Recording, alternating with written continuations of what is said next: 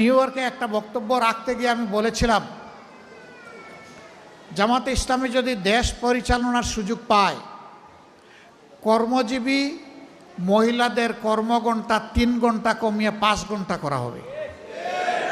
আরে যাই বলছি, বাংলাদেশের বঙ্গোপসাগরে জোয়ার শুরু হয়ে গেছে, চতুর্দিকে সমালোচনার ঝড়। হায় হায়, কি বলল জামাতের আমির সাহেব, এখন তো আর মহিলারা কোনো কাজই পাবে না।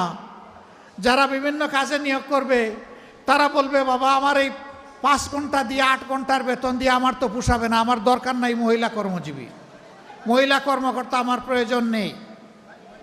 কারণ মালিক টাকা খাবে কেন?